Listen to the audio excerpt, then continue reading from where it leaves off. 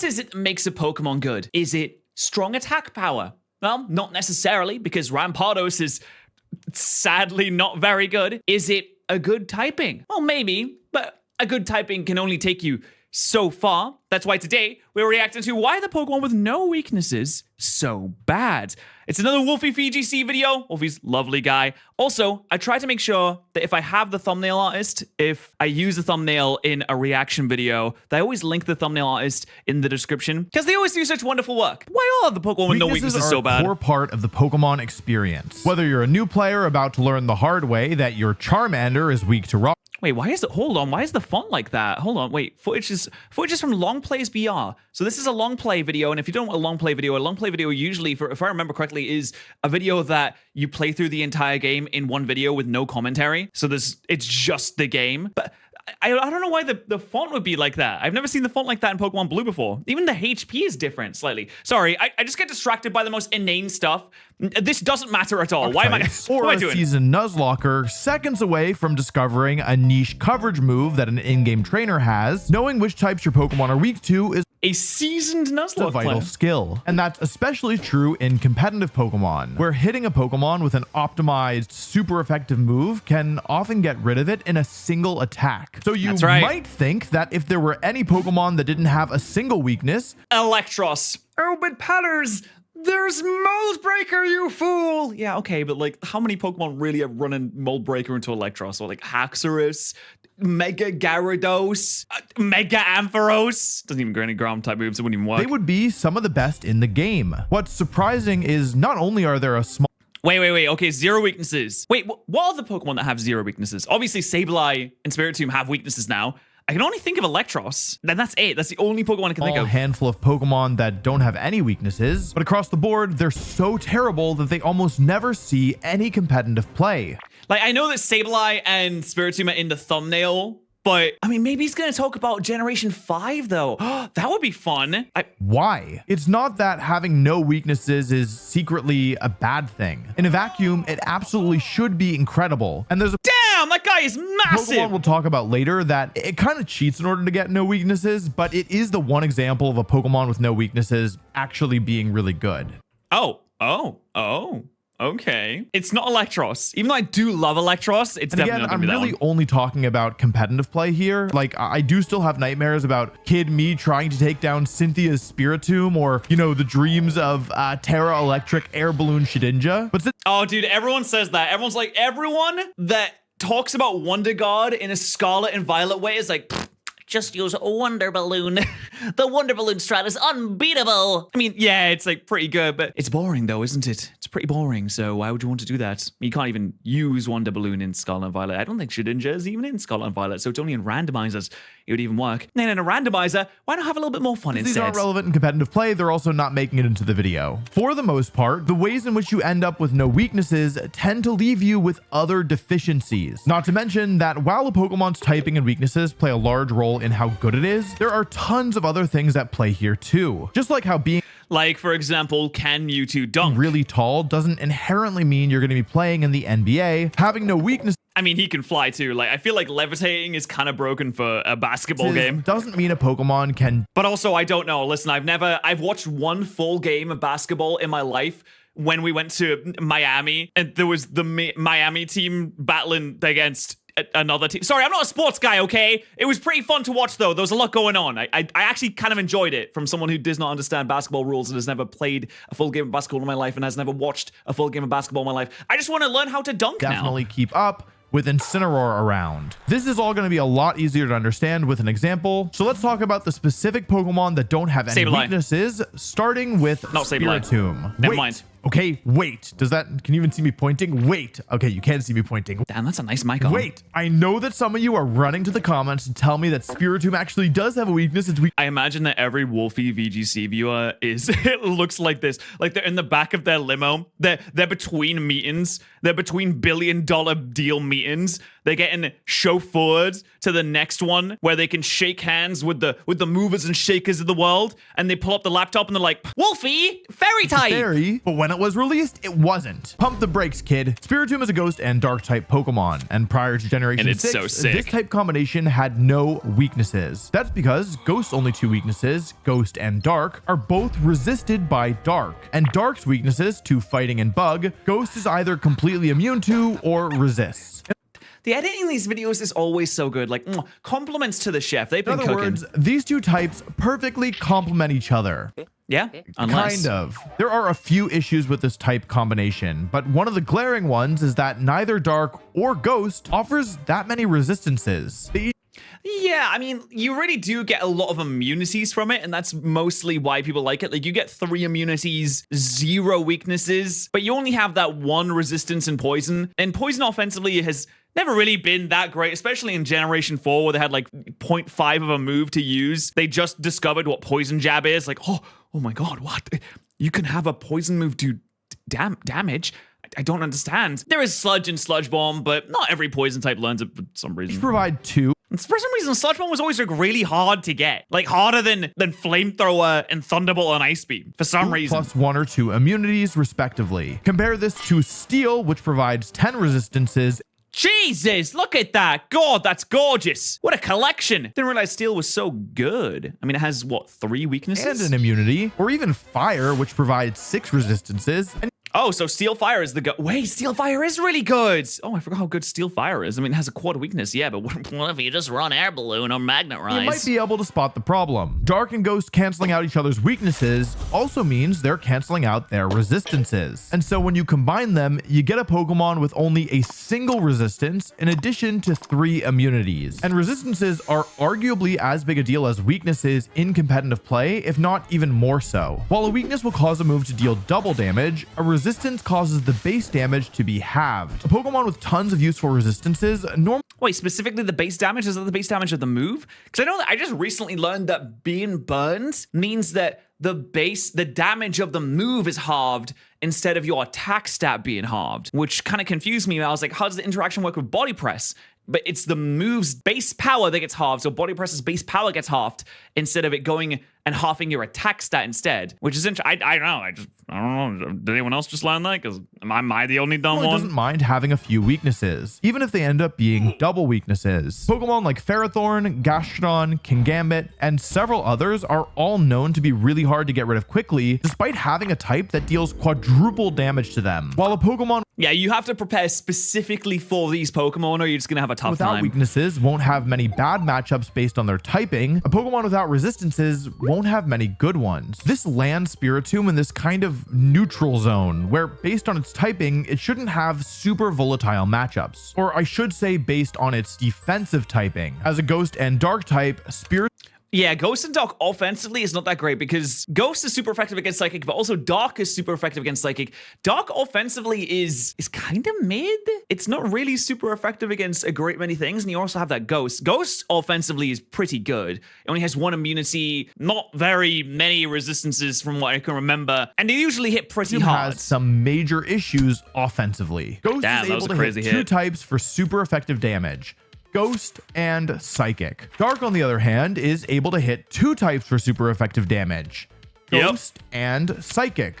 I don't know what they were thinking with this. Like, they had to sit down. They had to understand what they were doing here, right? Maybe they didn't want to make Dark too powerful, but instead they just made Dark kind of mid. It's like B-Tech Ghost. Which, sorry, if you're not British, it's like Walmart Ghost. Hey, these types have perfect offensive redundancy. It's a fun word to say, redundancy, redundant sparse. While there are some cases where Dark can hit something for super effective damage that Ghost can't, and vice versa, for the most part, having either Dark or Ghost type coverage. And look, they're the same base power as well. Their signature moves are the same base power. They're almost exactly the same in every single way, with the only difference being the secondary effects. Would be fine. Not to mention that neither Ghost or Dark type Pokemon can hit opposing Dark types. So there's an entire type that our neutral zone Spiritomb can't handle. Now, I don't want to give you the idea that Pokemon in the neutral zone or even Pokemon I mean, you could terrestrialize fighting. That would be crazy. But then if you terrestrialize, then you lose the benefit of your defensive typing. In the mostly neutral zone with one scary corner are inherently bad. Pokemon like Porygon 2 and Cresselia both exist in a similar space, where their typing is more or less irrelevant to the jobs that they want to do, minus a handful of bad matchups. But hey, Spiritomb on the Trick Room is pretty fierce. I'm just saying, I may have swept Rich that I can take out your with freaking, a Spiritomb that just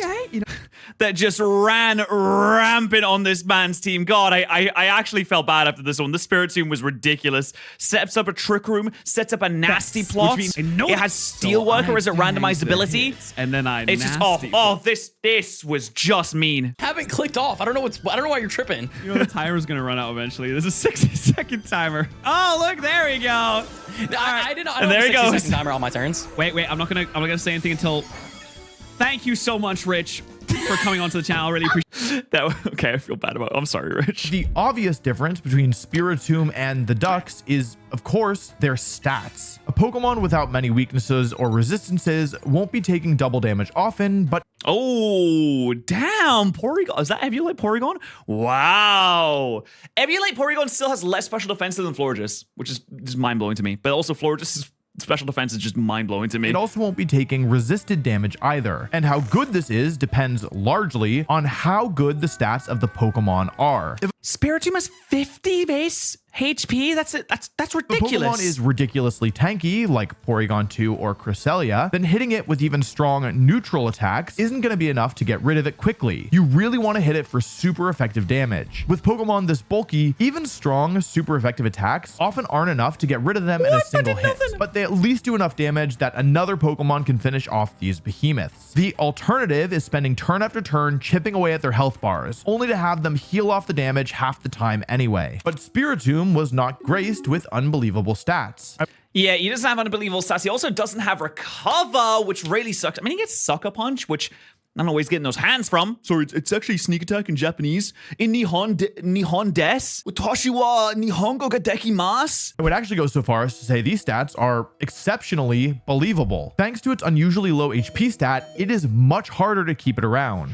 He starts the battle in red health. Yeah, Spiritomb won't be taking super effective attacks, but opponents don't need to use super effective moves to get rid of it. A couple of what was that? Oh my! Is Kowtow Cleave a steel type move or a dog type move? Strong neutral attacks will certainly do the trick. Spiritomb's other stats. You could just see how sad the player was there. A couple of strong neutral attacks. Just look at the sadness. Oh my god, I feel bad. Spiritomb's other stats aren't really making up for its shortcomings either. It is unusually slow and has really poor offenses too. Works really well onto Trick Room, but unfortunately, those offenses are really bad. I mean, its defenses are okay. This is what brings those ghost dog types down. Like Sablei's kind of cool. Like Mega Sablei's kind of cool. It just doesn't have enough offensive capability, and its defensive capability is okay. Its base HP is very low on Sableye and Spiritomb, which is kind of the balancing act for not having any weaknesses. You get a Pokemon with, I'll be generous, okay? Average bulk, bad offenses, and terrible speed. And yeah, I'll put that guy in a Trick Room. You wouldn't see him in a Trick Room because he's so fast. Move pool wasn't especially great either, especially back when it had no weaknesses in Generation 5. It had almost no useful moves that weren't Ghost or Dark type, and it didn't even learn the move Hey, it could kill itself with Memento, so that's Trick cool. Room, which lets slow Pokemon move before fast ones. Spiritomb has since been buffed to learn more useful moves as of Generation 9, but it still isn't enough. Wait, it just gets Trick Room in Generation 9? Oh my god, I didn't realize it didn't get Trick Room until to make up for its shortcomings, especially because wow, that really does suck. Oh my days, Spiritomb, what have you been doing? I tell you, a Mega Spiritomb would be crazy though. Because nowadays, just the design would be absolutely gorgeous, I can already imagine. It is actually weak to fairy types. Oh yeah, if you're enjoying the video, make sure you go ahead and double check to see if you are actually subscribed. Currently, only about 30% of the audience is actually subscribed, and I suspect that a lot of people are watching thinking that they clicked the button and not realizing that they haven't. So this is my announcement. I've come to make an announcement. Subscribing tells YouTube that oh god, he's gonna piss on the moon. You want to see more of my videos. So if you're enjoying this video, or you want to see more competitive Pokemon content, or essays about the history of competitive Pokemon, or you want to watch me entering tournaments with some goofy Pokemon, Subscribe Yes, is a great way please. to get more of my videos. Okay, so Hey, listen, if you're not already subscribed to Wolfie, I don't know what you're doing. You're watching this reaction video, you should be over there, okay? You should be over there. I love his tournament videos where he does the whole Pokemon tournament. It's like 3 hours long. I live for that. They're great videos. Spiritomb was bad, but Spiritomb is not the only Pokemon without any weaknesses. What about another Pokemon that shares Spiritomb's typing?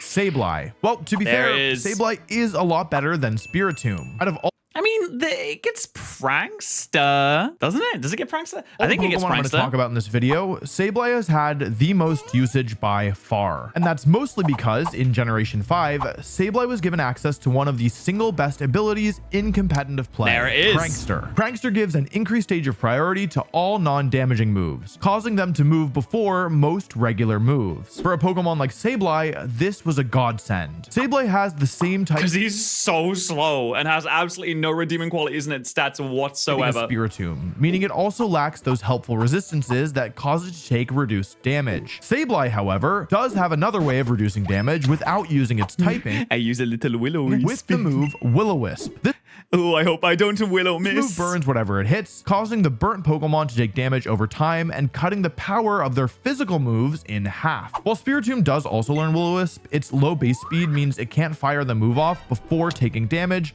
most of the time. Sableye also Unless gets it's some under a other Trick useful Room. supporting moves like Fake Out and Taunt. I actually played against the Ooh, prankster taunt is great Sableye though. in the US National Championships in 2012. Goodness, wow, 12 years ago? God, I would never be able to remember something like that. I would never remember battling against a... This is a really specific thing to remember. This is like, oh yeah, I remember in school...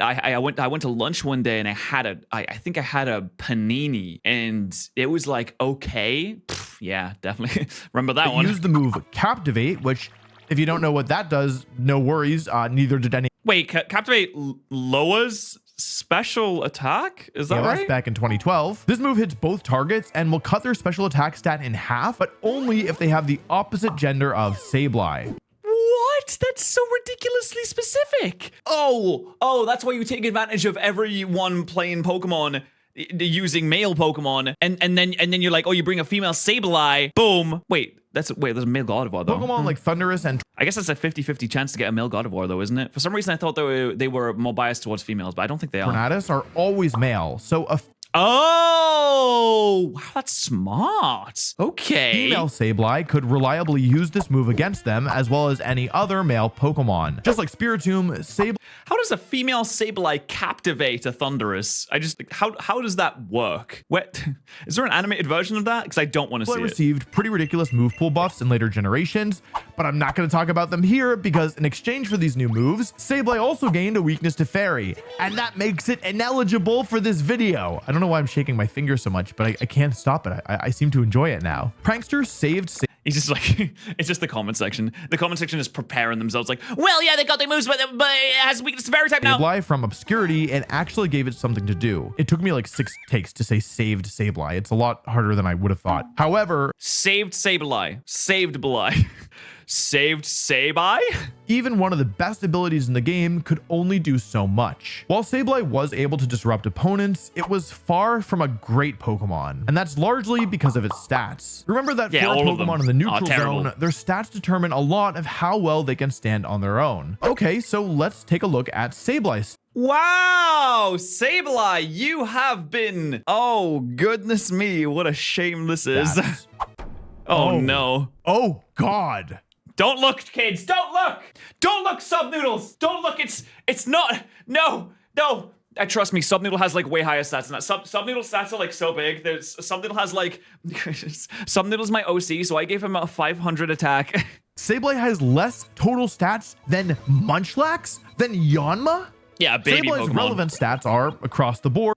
Yama's cool. Not better than Spiritomb's. It has the same HP stat, and every single other stat is a meaningful amount worse, with the exception of speed, which Sableye isn't really using in the first place, and also isn't that much better. Spiritomb generously has okay bulk. Sableye generously has bad bulk. Not to mention, And the that's being offenses generous. are just abysmal. Sableye's one saving grace is getting access to the move Foul Play, which uses the target's attack stat rather than its own. But against Yeah, Sableye's move pool generally is pretty good. It's got like Prankster Taunt. It's got you know, it's got Will-O-Wisp, it's got Shadow Sneak in case you really need that priority damage. Foul Play is very slow. That's true. Special attackers, this move is really not very impressive. If Sableye has to use its own stats for damage, it's not going to be doing much. And the bulk being this bad means Sableye is always a liability to have on the field. Sure, it's not going to be taking super effective damage, but you don't really need a super effective attack to Not knock Moxie? It is Moxie. Sableye out when the stats are this abysmal. Ah, come on, that's a Xurkitree. Xurkitree has like 5,000 special attack. Not to mention, Sableye's ways of reducing damage are extremely inconsistent. Captivate was a fun tech option for a single tournament, but it was incredibly inconsistent against female and genderless special attackers. And once players heard about the set, they started making their Pokemon female on purpose. Will-O-Wisp was only 70 and then you wait, and then you switch your Sableye to male. You trans your Sableye. accurate in black and white, meaning a quarter of the time the move would miss and your Sableye would risk going down before it could attack again. And that's not even factoring in landing the move only to have it immediately cured by the Lumberry item. All of this to say, while yes, Sableye did have Lumberry is so underrated. Why do people not run Lumberry more often? Why do I not use Lumberry more often? I need to like make a mental note in my head to run Lumberries all the time more now. that it could do than Spiritomb. The lack of resistances and truly terrible stats more than offset the zero weaknesses and great ability. Sableye is the best any of the true Pokemon without weaknesses has ever been. And the best that we can say about it is that at times it was usable, I guess. Spiritomb and Sableye. What about Mega Sableye though? Oh, I guess Mega Sableye doesn't count for the video because that's when fairy types were around, so it doesn't count for the video, huh? Are the most well-known Pokemon without weaknesses, but they aren't the only Electros. ones. There's a few more Pokemon that I'd like to talk about. Wait, there's 3? I can't even think of what the other ones might be. Chat, okay, make a guess in the comment section below right now. If you haven't seen this video and you don't have any idea, just make a guess. What are those other 2 mons? I know one is Electros, the middle one's Electros. The one on the left seems like a 4-legged creature of some kind, and the other one seems like a bird. One of which is a true Pokemon without any weaknesses, Electros. There Unlike it is. Spiritomb or Sableye, Electros gets rid of its weaknesses via a combination of its typing and its ability. A bit mold breaker. Electros is a pure electric type Pokemon with the ability Levitate. Levitate makes the user immune to ground type moves, and Electric's only weakness is ground. Technically, yes, this means that Electros is still weak to Pokemon using ground type moves that have the ability Mold Breaker, which ignores other abilities, or any Pokemon using a ground type move if Weezing's neutralizing gases on the field. But in the That is way too specific. vast majority of circumstances, Electros has no weaknesses. But it also struggles on resistances too, because what is electric? Electric resists steel, electric, and I can't think of any others right now. There might be another one, but I can't think of it. And that doesn't make it good. While Electros did see a little play during the first year of Black and White's competitive rule set, even going so far as to finish second at the World Championships, this was kind of a technicality because that rule set banned every single Pokemon not introduced in Generation 5, so it was pretty different than a normal year.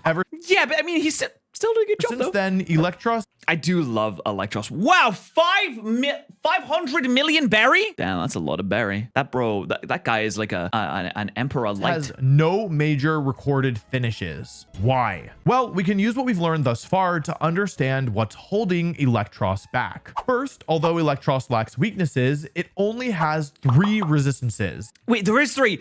Electric steel. Wait, why am I forgetting the other one? Electric steel resistances? It's immune to ground. I don't think ground counts in this though. Rock? No, it's not rock. God, what is it? Why am I Flying, dumb? and electric. Flying! Oh, I forgot about the birds. This is an even smaller number of resistances than Sableye or Spiritomb when you factor in their 3 immunities. Offensively, electric is a great type, but a Pokemon having only a single type means their offenses are always going to have issues. For Electros, there are 3 types that resist electric and 1 type that's immune to it, meaning it's gonna have some Oh, it looks like he's looking up. I'm sorry, Electros is really cute. uphill battles. Electros does get some decent coverage moves for the types that resist it, such as Yeah, he gets like Drain Punch, Flamethrower. Obviously, Discharge is fantastic. This guy has so many moves. Flamethrower to hit grass types, Dragon Claw for the dragon. He gets a Giga Drain. Like that's insane. He gets Giga Drain. That's ridiculous. Not for the ground types. Electros's best coverage move though was Acrobatics, a flying type move that doubles in power if the holder isn't holding an item. This move was strongest in Generation 5 due to items exclusive to those years called gems. There was 1 for each type, and they would cause the first move you used of this type to become 50% stronger and then disappear. Using a flying gem with acrobatics would not only make it 50% stronger via the gem effect, but it would also double the power of acrobatics, as acrobatics checked if the user was holding an item after the gem was already consumed. What? Okay, I did not realize that. That's why Flying Gem was so powerful. Oh my god. Yeah, so it would double the power. Oh my, yeah, it would make, oh my god, that's ridiculously strong. Tripling the power of the move. Nice, look at that. That's great. Super good coverage. Acrobatics is a strong Also, offensive flying is really good coverage attack too. and also great at hitting Pokemon for neutral damage, and allowed Electros to have an actual strong offensive move for the Pokemon that resisted electric type attacks. Unfortunately for Electros, every gem except for the normal gem was removed the following generation, taking away one of its best tools. That's kind of a shame because it would be cool to still have those around nowadays as an option to use in, at least in like them we fight videos, but I don't think that we can. Electros probably still would have been okay if it had great stats. Ooh, okay. I mean, it's more of a mixed attacker. That's the problem with mixed attackers is they're splitting their stats too hard. The vote splitting is going crazy. And while they're certainly better They don't than really win here. Sableye or Spiritomb, they still aren't good enough. You can slap an assault vest on it and make it pretty bulky.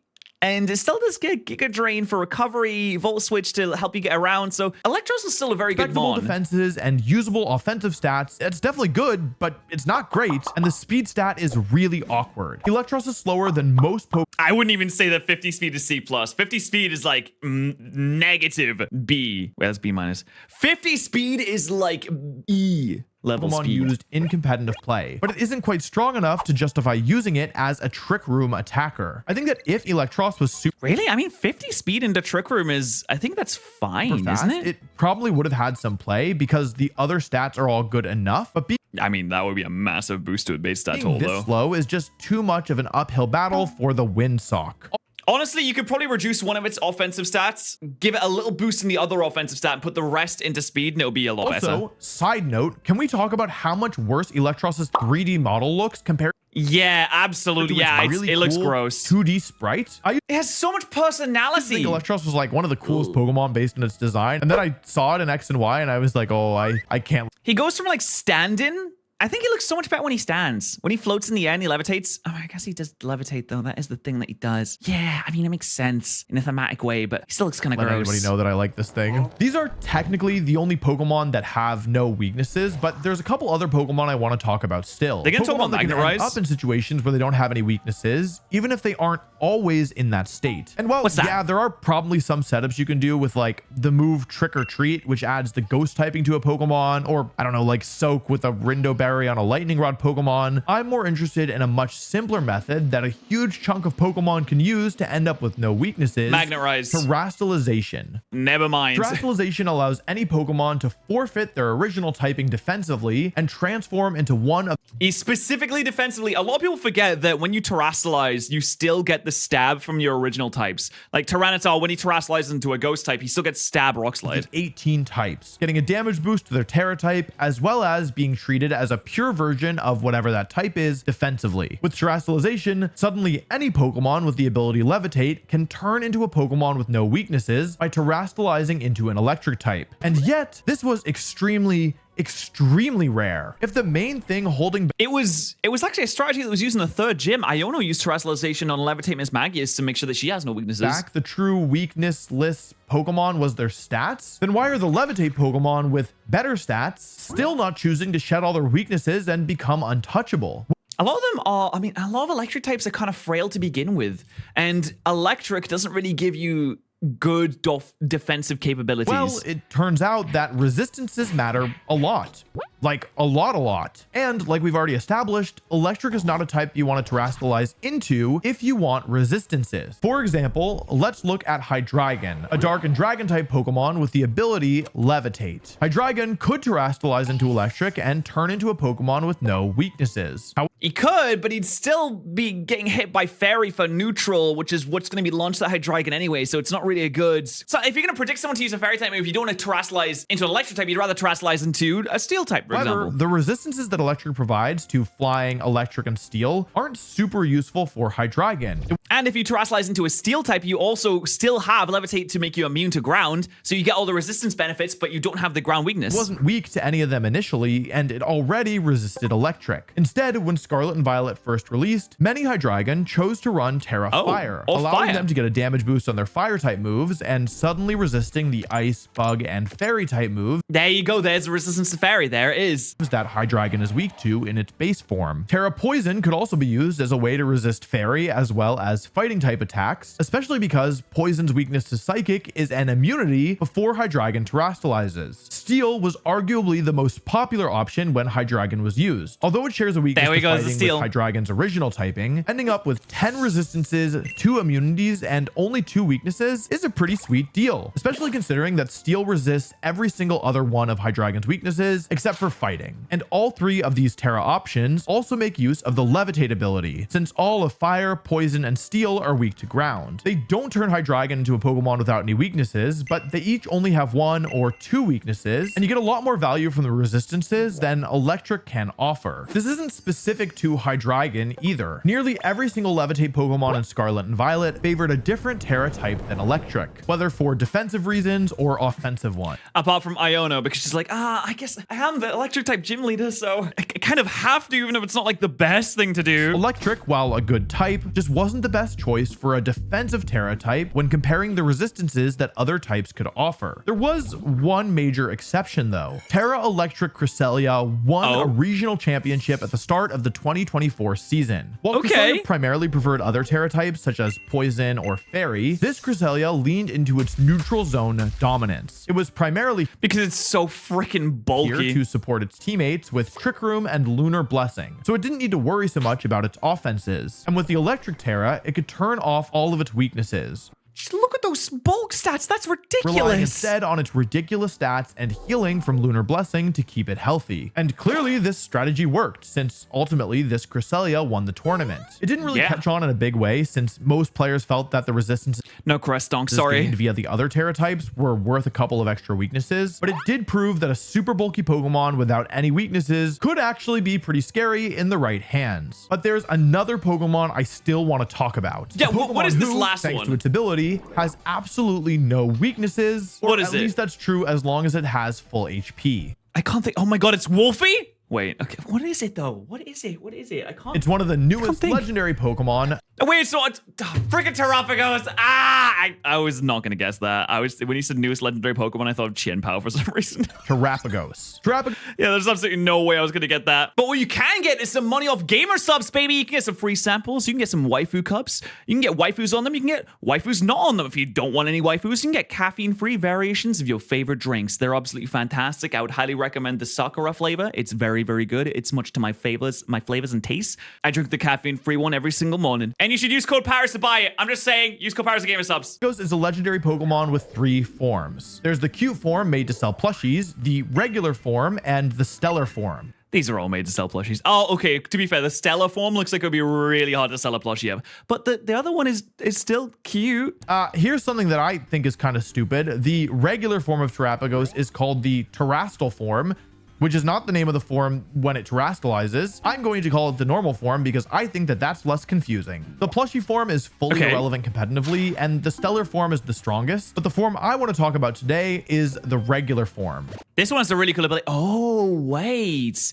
Does it not? It halves the damage that you take on the first attack, I believe? Terrapagos, when it's in its normal form, has an ability called Terra Shell. This ability causes the first instance of damage dealt to Terrapagos to deal not very effective damage when Terrapagos has full HP. Okay, there it is. So there it has no weaknesses. This is different than abilities like Multiscale, which merely halve the damage while the user is at full HP. For example, a Multiscale Dragonite taking an Ice type move would have it deal twice as much damage compared to 4 times. But if that same Dragonite somehow had the Terra Shell ability, the Ice move would instead deal 50% damage instead of 200%. Oh yeah, so it's just way better. It's just a better version of Multiscale. This ability is phenomenal, and it's a big part of why Terrapagos was a major threat the first time it became competitively legal.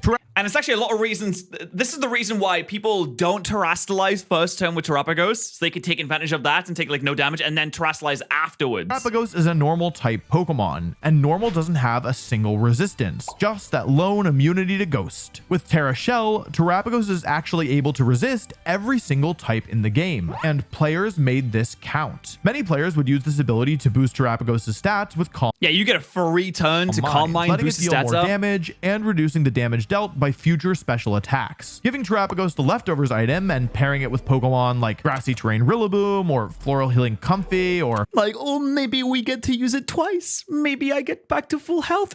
Pollen Puffamungus could also allow it to heal tons of health over the course of the battle, sometimes even getting multiple uses out of Terra Shell in a single match. Being able to resist every single type in the game, Oh my god, I just realized how disgusting a pairing of Amoonguss and Terrapagos is now. Wow. even once, turns out to be a pretty big deal. Terrapagos' only weakness is fighting, but leaving your fighting type Pokemon on the field against a full HP Terrapagos There you go, just does no damage and you can terrastalize is next turn. incredibly dangerous, as you aren't able to do super effective damage until the shell is broken. And if you lose your fighting type Pokemon before dealing super effective damage to Terrapagos, many teams no longer have the damage to get rid of it. Bringing your fighting type Pokemon in the back isn't a perfect solution either, as these teams have a lot of support to keep Terrapagos healthy, Oh god, there's a Fluttermay in the back. Not the Fluttermay. and they can threaten damage or status condition if you ever try to switch your fighting type in. Terrapagos also clears the bars that Spiritomb, Sableye, and Electros were struggling to get over. It has great stats, especially after it terrastalized. Yeah, 130 special attack after a terrastalize. 160 HP? Look at that. You get your Calm Mind up, you terrastalize, you get hit with a Pollen Puff, you're 50% healed. It's absolutely fantastic. You're having a great time. Wait. Couldn't you just Pollen Puff into the Terrapagos every turn? So if it gets hit, it gets hit with not very effective damage, which means it's probably not going to do over half damage. You get hit with a Pollen Puff, it restores you back up to full. You get another turn of that. And a very solid move pool with great coverage moves of most types in the game, as well as a phenomenal signature move that's strong both in and out of terrestrialization. And I think that's a big part of the reason why Terrapagos was so strong. It's the first time we've truly had a Pokemon that made use of having Yeah, slap a choice specs on that. Damn, okay. no weaknesses without having to deal with any of the drawbacks of having no resistances, that also wasn't hindered by poor stats or a bad move pool. Of course, it isn't truly a Pokemon with no weaknesses. It only has no weaknesses when it's at full HP and it's in its normal form. Just make sure it's always a full HP in its normal form. But I Simple think and this is easy. the first time we've ever actually seen just how scary a Pokemon could be if it had no weaknesses and also was, you know, like actually Broken. a good Pokemon. And that's why the Pokemon Like, without really any good? weaknesses aren't actually any good. If you enjoyed this video, Not only did it have no weaknesses, it had all resistances, which is like even better, like so much better. All right, that was Wolfie VGC's Why Are the Pokemon with No Weaknesses So Bad? Please subscribe to Wolfie, and please subscribe here too. Subscribe here. Most people aren't subscribed, so just do it. I'd really appreciate it. It'd be cool. Just do it. Use code Patterrz to give us subs. Thank you.